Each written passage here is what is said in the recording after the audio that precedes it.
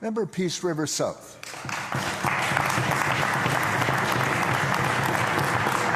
Well, thank you, Honourable Speaker. Only in an NDP world is killing jobs and hurting investment and making sure people don't want to come to BC is actually looking out for BC's interests.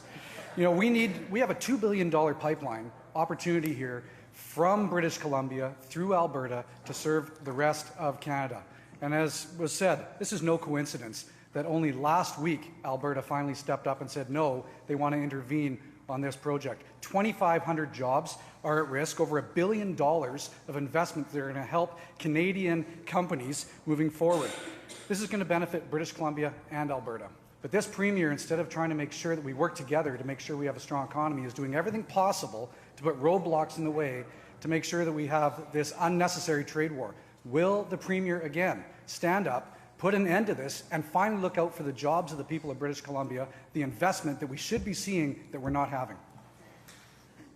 Premier. Thank you, Honourable Speaker, and I thank the member for his question. He comes from the Peace Country. He knows full well how the National Energy Board works. He knows full well what roll-in tariffs are all about and what producers' costs would be to get pipelines going. This is not unusual for jurisdictions to intervene at the National Energy Board. We've done it in the past. Alberta's done it in the past. Nothing to see here. I will say, however, Honourable Speaker, I will say, Honourable Speaker, that it is absolutely appropriate. It's absolutely appropriate for the government of Alberta to ensure that the costs incurred in having pipes go through their territory are borne by the people who will benefit from that. And our argument when it comes to moving diluted bitumen into British Columbia is the federal government disregarded the consequences. They only looked at one part of the benefit here. They didn't look at the downsides. And in cooperative federalism, which is what I thought we operated under here in Canada, you should have everybody at the table, everybody benefiting. That's not the case with diluted bitumen.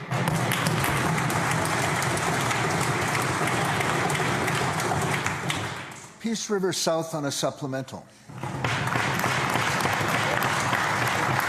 Well, thank you, Honourable Speaker. It's great that he says nothing to see here, because that's what happened in the throne speech yesterday, from what I can tell.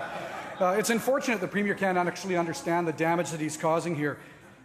Alberta was fine with this project up until last week. They had many opportunities to stand up and oppose this project, yet they chose not to. Probably because they were looking out for the interests of all of Canada as well and making sure they weren't opposing what was good, jobs, opportunities for BC and for Alberta. February 8th last week, this is no coincidence, Honourable Speaker, that the Alberta government has stepped up. This is going to hurt the Peace region, it's going to hurt the people of British Columbia, and it sends, again, the wrong message for why people should even want to move here or invest in our province. This is completely started and caused by this Premier trying to pick a schoolyard brawl with his neighbouring NDP government. Will the Premier finally put an end to this and do what he says he's trying to do and look out for people of British Columbia? Premier. Thank you, Honourable Speaker.